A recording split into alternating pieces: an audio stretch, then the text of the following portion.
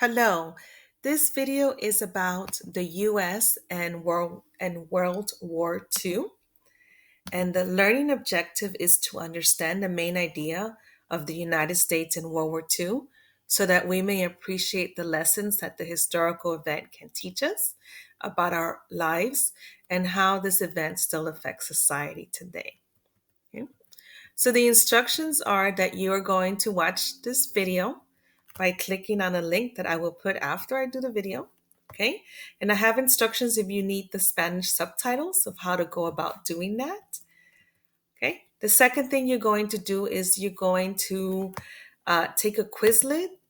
Uh, so after you watch the video, we will go over the vocabulary words, and then just to test your knowledge of the vocabulary words. So remember to take the test as often as you need until you get 100. Remember to sign in, and then you click on test after you've studied the words, and then you click on options, and in options you select. Um, so make sure you put 25, right? And you X out written. Remember to X out written because it usually marks it wrong. And then you choose whichever the three you want, create new test. And after you take the test, you answer all the questions, you press check answers. Okay. If you don't get 100, just take it again. And once all this is done, you could take a picture of it or you could screenshot it and you would put it right here. Okay. All right, and then during while you're watching the video, rather, I would like you to just take your own notes on what you know. You may know a lot. I know I have some students who are World War II buffs. They love studying it, and what you learned, and any questions you may have for what you wonder. Okay, and then you press submit assignments. Okay. Okay, perfect. So before we start any topic, you would ask yourself, well, what do I already know about World War II? Um, what do I think it's going to be about? And what images do you get when we talk about when someone tells you World War II? Okay. All right. And the national standards is to remember for this one is to determine the main ideas. We're doing standards, the California Standards 11.7. Students analyze America's participation in World War II. Okay, and let's start with depth of knowledge one. Okay, so the first word that we will study is economic depression, which is our topic that we just did, which the Great Depression.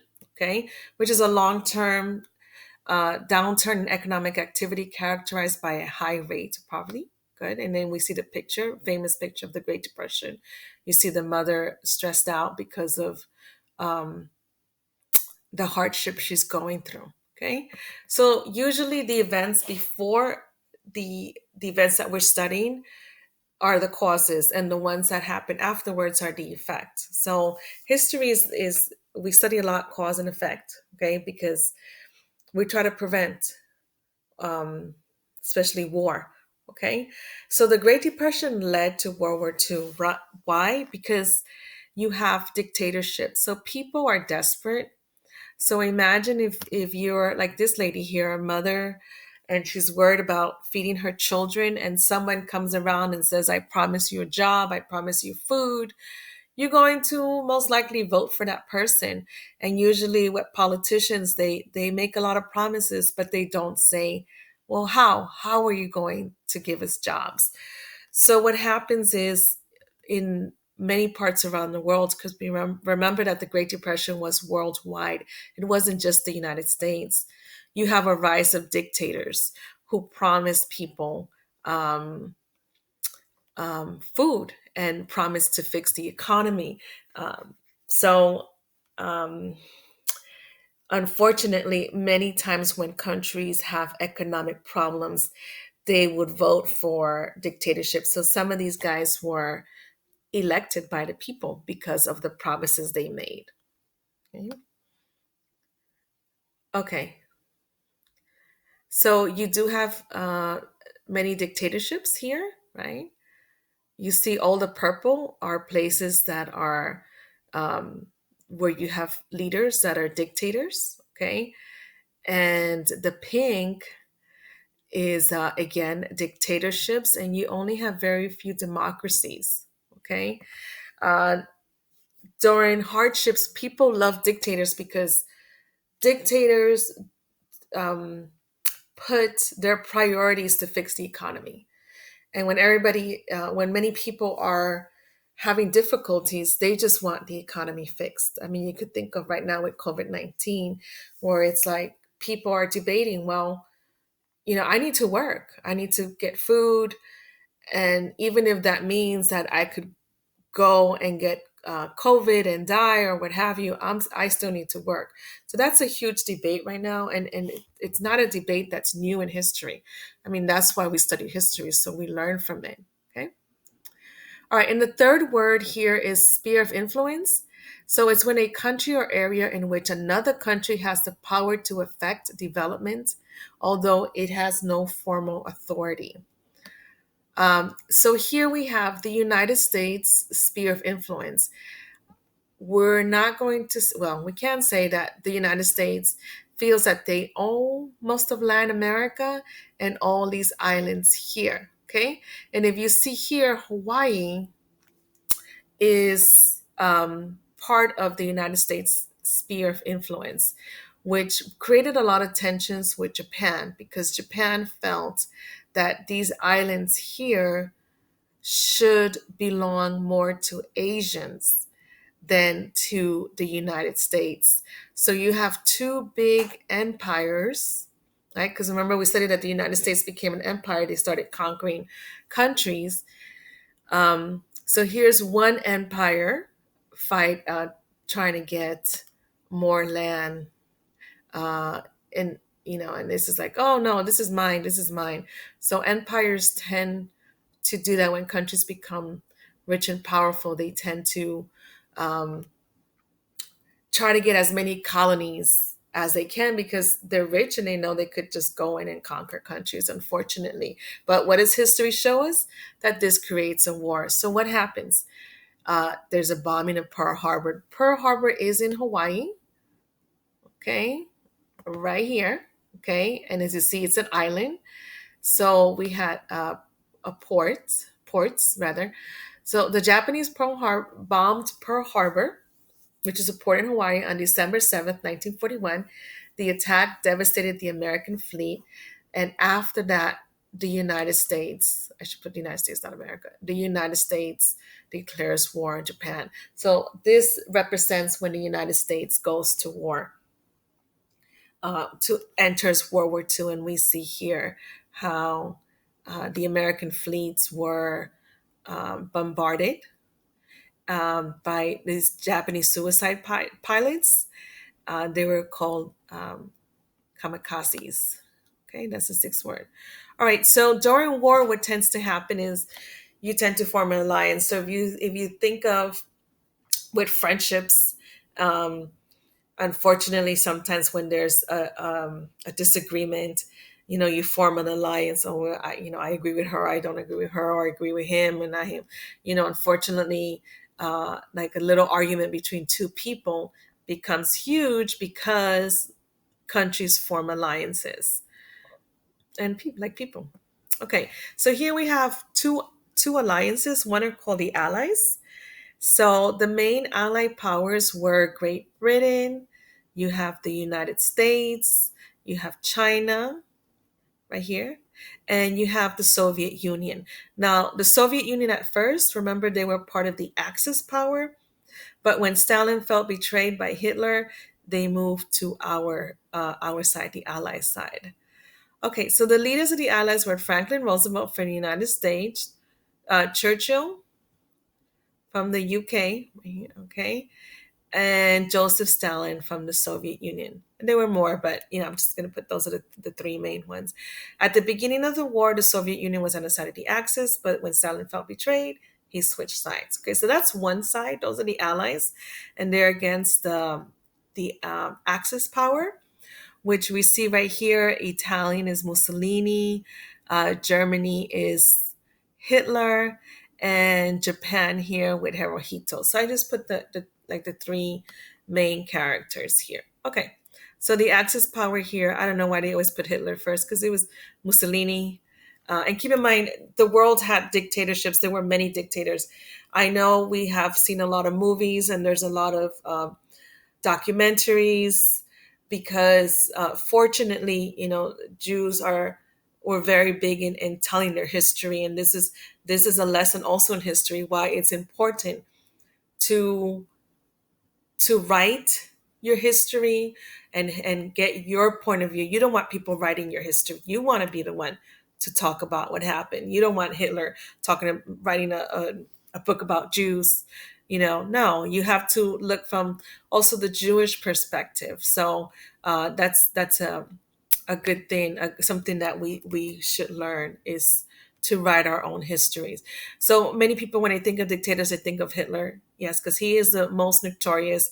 But maybe I'll get backlash. But there's been a lot of dictators in history, and we have to learn about them to avoid it. Okay, so then you have Mussolini from he was Italian, and then you have Hirohito from Japan. Okay, all right, so we're going in line with the California standards, and let's just talk really quick about the battles. So one of the most famous battle is the Battle of Normandy, which is also known as D-Day. Okay, so you have the Americans and the British invade France because France was completely controlled by the Germans, the Nazis. Okay, so it's a beach in Normandy, and if you see here, if you click on this video, you will see the opening scene of Saving Private Ryan, and the it discusses why that battle is so famous. So it was um I don't want to, yeah, it was a suicide mission. So this is not actually the battle, this is from the movie.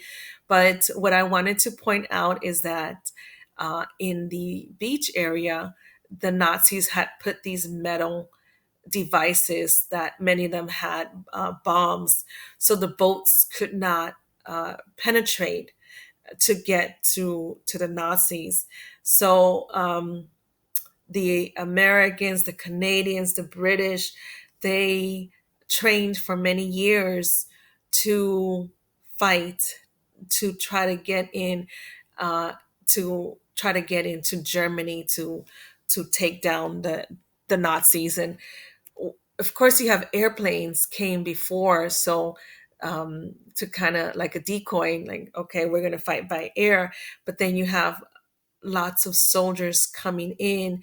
And what was really amazing about what these soldiers did was because many of the boats could not go through because they were afraid to touch these metal devices. So many of them swam, which was kind of it's amazing to imagine what they had to go through. So they had to swim ashore. Meanwhile, there's um, these walls where the Nazis are shooting down at them. So it was um, amazing that they even got through. Many of them knew it was a suicide mission, and they still felt like we need to take down these dictators because they're trying to take over the world and they're destroying human lives. So it's Memorial Day coming up, and that this is what we honor. It's the sacrifice of these soldiers. In another battle, we have the Battle of Midway. So the Battle of Midway is widely regarded as the most important naval battle of the Pacific because let me see, between the 4th and 7th of June 1942, only 6 months after Japan's attack on Pearl Harbor and 1 month after the Battle of Coral Sea, the United States Navy decisively defeated an Imperial Japanese Navy attack against Midway. Okay, so inflicting irreparable damages. Okay, so let me just show you the map of why it's called Midway. So if you see right here, here's the United States and here's Japan, and it's Midway, and we're getting closer to the enemy. So it's very important that we were able um, to establish our base there and keep a stronghold of that island. Okay, and I'm sure you've seen this picture before. This is from the pictures of the battle. There's two separate battles, but I just put them together of Iwo Jima and Okinawa. Okay, so there were many, many important battles, and you have here the Battle of the Bulge. Okay, which is in Europe. So, and the reason they're called the Battle of the Bulge because you see it forms like a bulge, right? And okay, so those are many of the battles. Okay, so these battles have a name. So, we talk about, oh, someone died, da, da, da. But no, they're human lives that sacrifice uh, themselves to in order to win this war. So here we have. I just put this here is Latinos who fought in World War II and Native Americans. Quite interesting article there. I enjoyed it. Okay, so we have here the Tuskegee Airmen, okay, quite handsome fellows here. One of them is became, I think it still is the head of the Los Angeles Fire Department. And there's many movies that have been created. And if you go to the Proud Bird on aviation by LAX, there's a whole museum dedicated to them. Okay. So they were basically pilots, African American pilots, because before World War II, um, the military was segregated. Okay. And so they were put together because they're all African Americans, and they were given like the worst mission, and every mission that they were given they excelled in, and they were excellent fighters. Say, and as I mentioned throughout the class, that in all wars African Americans have fought in.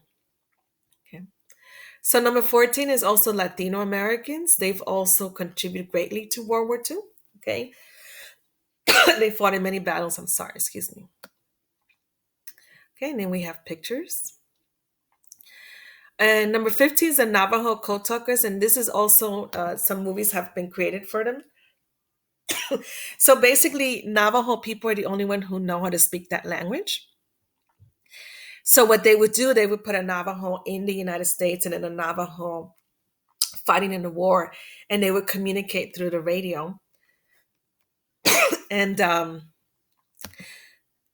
they were able to say secrets to each other.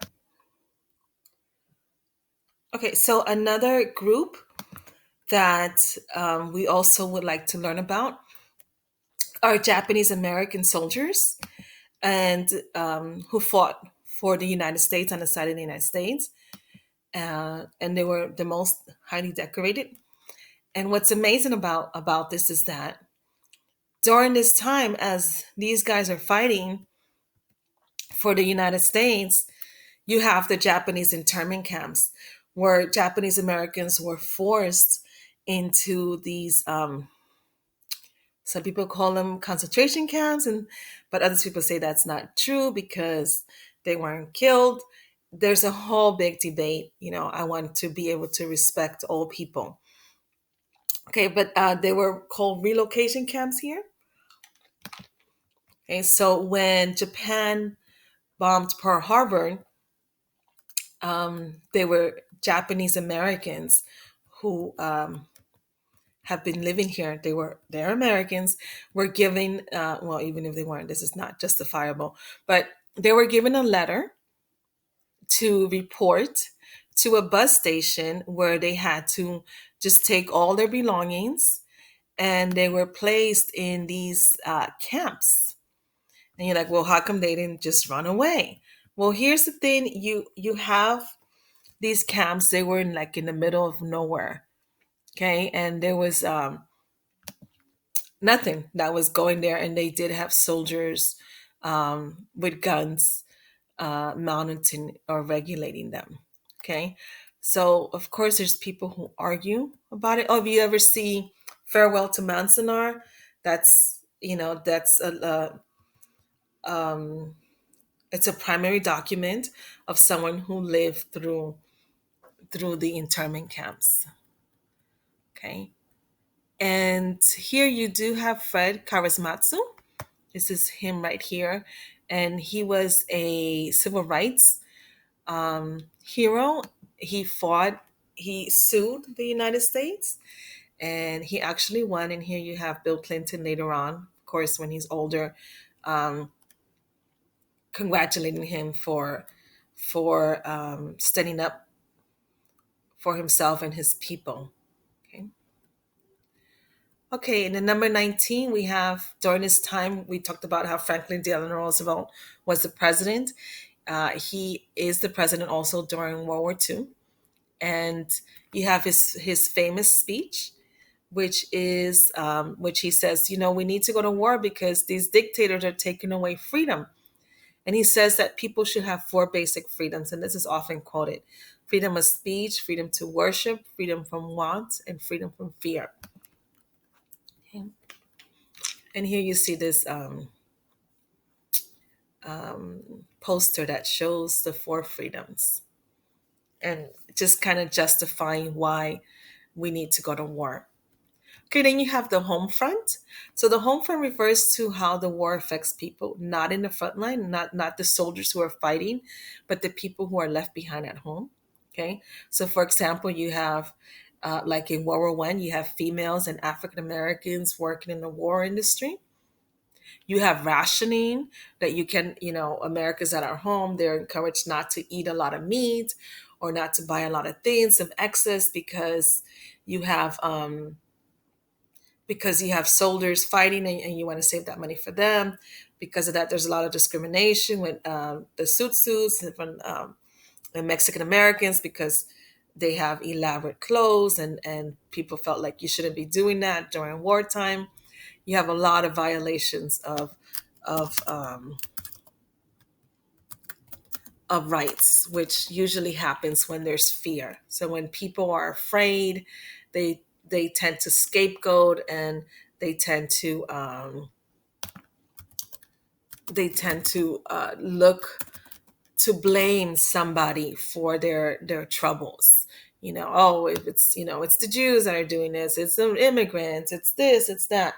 So they're always blaming others. So there was a lot of racial tensions between soldiers and Mexican Americans, because they felt like their clothing was too lavish for wartime. Okay. Okay. And here we have, okay, so you have propaganda also. I didn't put the word propaganda, but that's always big. Government propaganda is big, um, and even more so during times of war. Okay, so they're asking people to please, you know, um, ration their food, okay, and buy war bonds. Okay, and then also like in World War I, you do have females. Um, Working on projects, working on in factories that create war weapons. So you have Rosie the Riveter, right? So it's a propaganda designed to increase the production of female workers. Because remember, the men are fighting. There were many females who also were pilots, who also fought in the war, who were nurses, but they were not allowed in combat. That comes out later on. All right, and we have, okay. So if you remember during the Great Depression, one of the causes of the Great Depression was that the Europeans were not able to pay us back for all the weapons that we had given them. So in the beginning, we have something called cash and carry, where the government pretty much says, if you want to buy something, if you want to buy our weapons, you have to give us cash before you carry it out. We're not making the same mistakes that we did during World War I, and then we have another Great Depression when the war is over. But later on, as we see, that's going to change because, oh wait, let's see right here.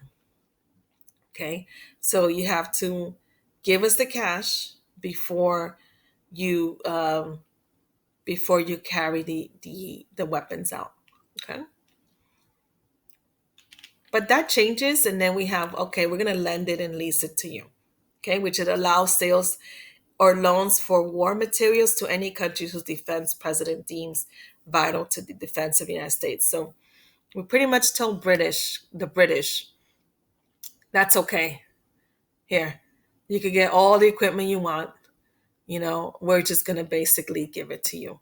We're not going to expect anything back. I mean, of course, you're going to lend and lease. You're going to rent it out. We're going to lend you the equipment. I mean, what are you going to do with a bomb that already exploded? You can't lend a bomb because once it explodes, then it's useless, kind of deal. So, but this was just our push to, what, let's help the allies, because people were surprised of how fast these dictators started conquering Europe and other parts of the world. Okay, so FDR, he passes um, in April, and then in May the war ends. So the one who carries out is President Harry Truman. Okay, um, and basically, he is known as the president who dropped the atomic bomb, which ended the war. Okay, he has done many other things, like he had the Fair Deal, he had the Housing Act, he ended segregation in government hiring and armed forces, the Truman Doctrine. He did so many things, but of course, what he's known for is the president who dropped the bomb. And here's the issue. Here's what was presented was, we already lost so many soldiers in Europe. We're going to go to Japan. We lost a lot of soldiers in fighting Japan. Do you want to send more soldiers and kill more American soldiers, or do you just want to throw this bomb? Okay, so his thing was, let me just read your quote. The atomic bomb was no great decision. It was merely another powerful weapon in the arsenal of righteousness. So he just felt, I guess, that we had to get rid of Hirohito, who was not a nice person, not to justify, but he was extremely cruel, especially in regards to the rape of Nanking, which is a city in China. So these dictators were beyond horrific. Okay, so here we have the atomic bomb.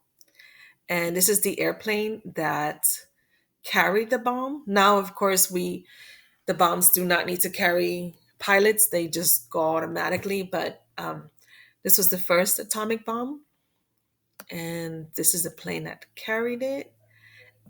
So you have Fat Man hit Nagasaki, and Little Boy hit Hiroshima. So those are replicas of the bombs. I think, or actual pictures. Okay, and just to let you know that Japan is in Asia, in this area right here. So the United States is here and Japan is over here. Of course, the world is round, so Japan will be right here. So when the bomb was dropped, it created the famous mushroom cloud. So I think people were shocked of how damaging the this bomb could be. Again, this was the first time in history. So here we see Nagasaki, or the destruction of the bomb.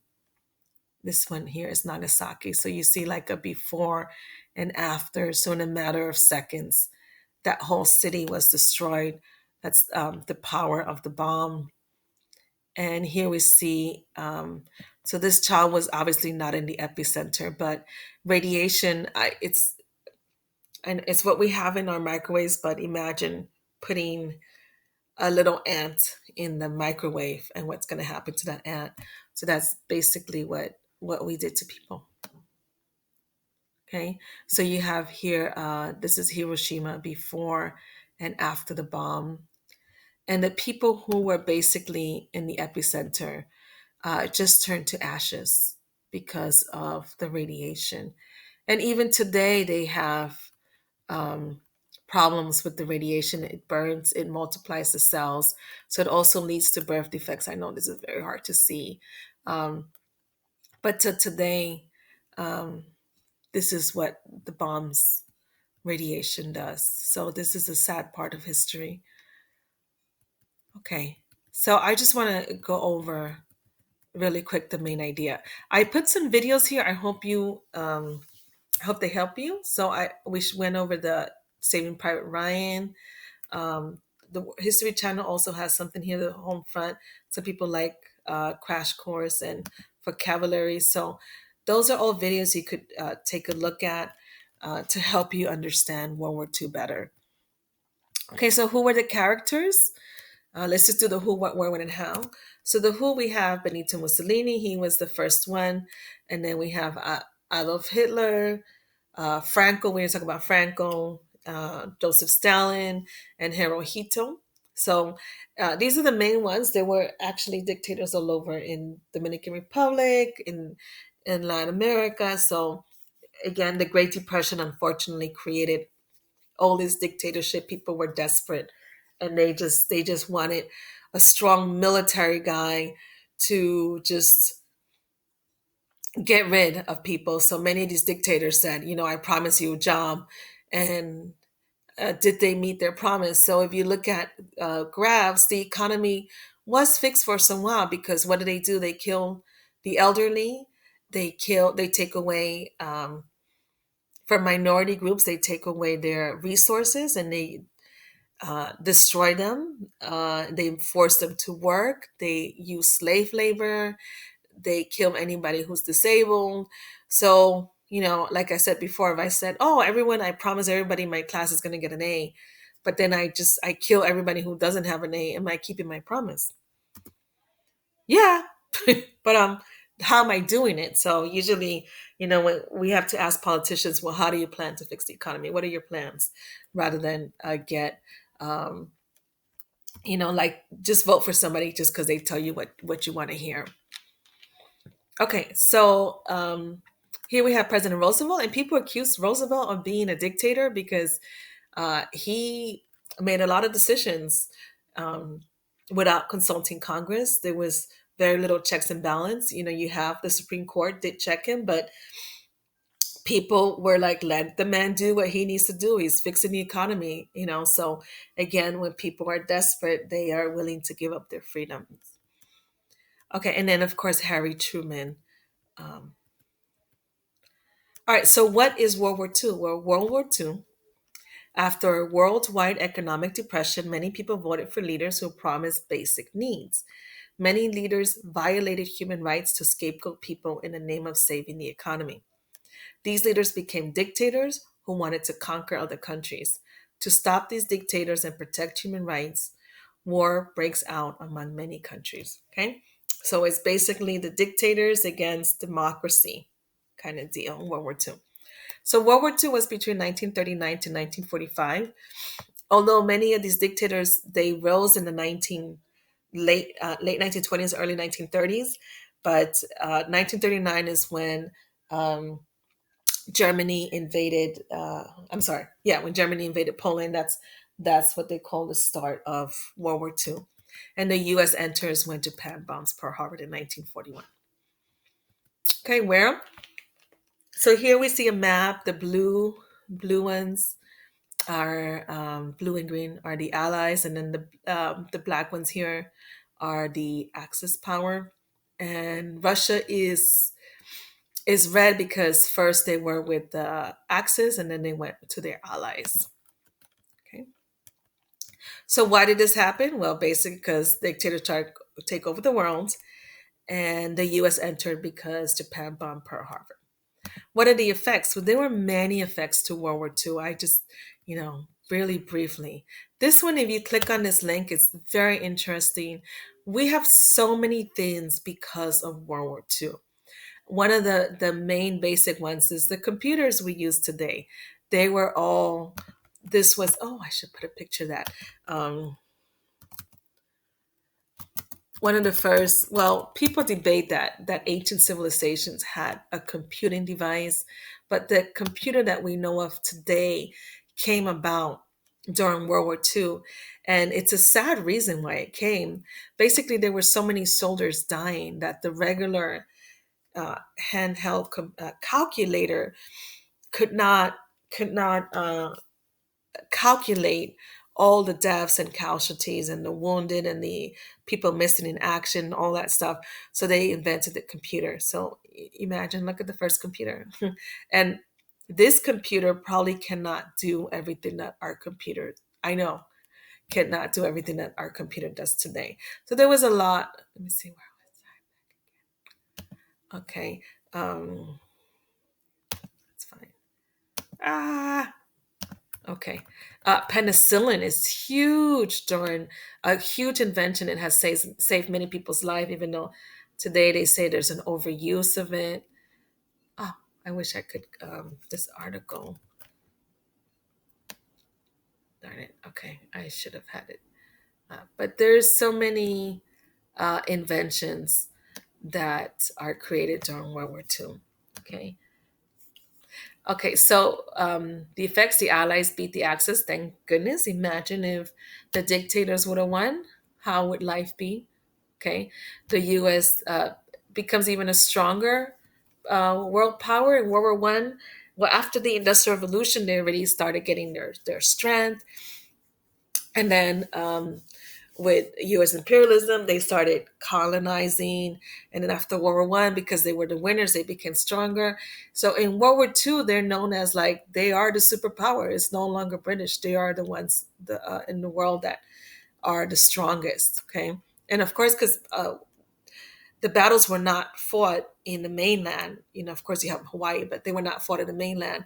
So the United States was the country that provided most of the weapons. Okay, so you have all these inventions, and we'll get more into the effects when we talk about the 1950s, okay, which is our next topic. Okay.